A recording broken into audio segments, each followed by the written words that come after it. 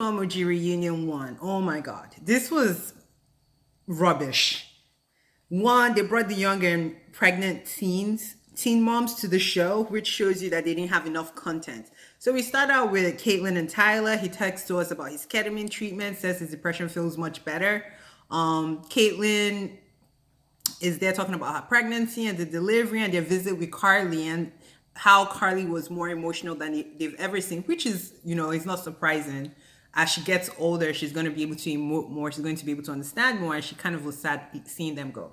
Then we go to Cheyenne. Corey comes out. He's geeked up. He's all like joking, like, "Oh, Taylor, don't worry, your ring is coming." He was saying how he feels bad that Ryder was so sad to see him go, and Cheyenne explained that her emotions towards Curry is that she watches Ryder basically break down, saying she misses her dad and everything. And Cheyenne brings up a good point that she hopes Ryder doesn't feel like she's the one displaced because her sister, on the other hand, has like a stable home. Her now brother has a stable home, and she's kind of in between parents. So hopefully they're talking to her about it. Ryder seems very, very well, managed. So I think she'll be fine.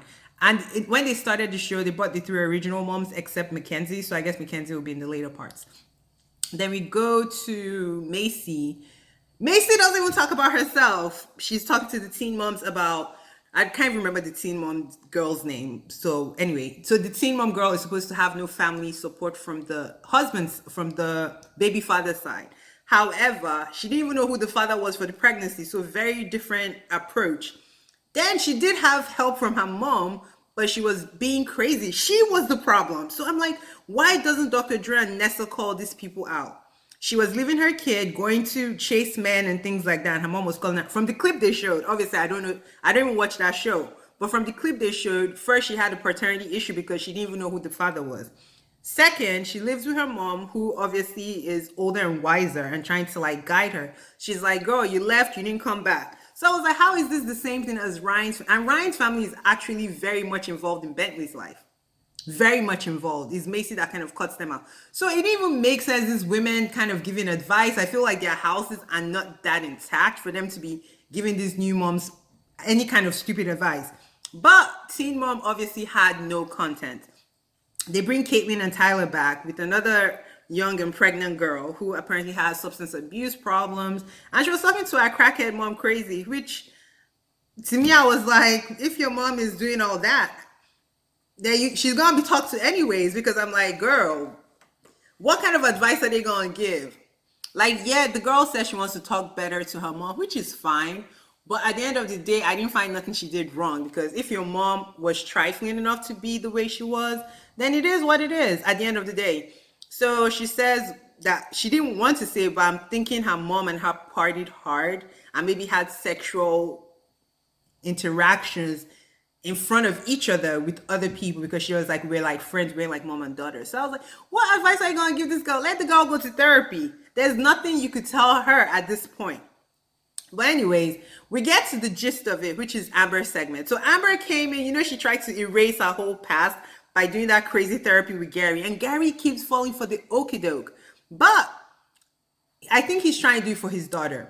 Gary went to therapy with her. She's trying to excuse all her behavior towards Leah with, "Oh, I have borderline personality." And Dr. Drew also wants to co-sign it. I'm like, shut the hell up. You're not even a psychiatrist. You're an internal medicine doctor. Internal medicine doctors, they don't do psych. That is facts. So, but if you want to delve into it, is Amber not going to be held responsible? If she doesn't feel like doing anything, but then she's hanging with men all the time over her daughter, is that not her doing something which she could be doing with her daughter? Make it make sense. It's like we keep giving excuses for Amber, and I'm so irritated about it. Then Gary shares good news that Leah is actually going to therapy, which he's so happy. He's happy about that. When Leah started, he didn't want to share because Leah didn't want to share it. Leah's life is basically how Amber eats. If Amber didn't have Leah, Amber will not have all the money she has. But she starts getting like worked up, talking about, why didn't you tell me? He was like, because I'm respecting Leah. And Dr. Drew is like, maybe you should ask the therapist. And Gary was like, you're not listening. You're not listening. Then Dr. Drew tries to correct it. He's like, well, that's what Amber wants. It doesn't matter what Amber wants. Amber has not been a mom in this girl's life for years.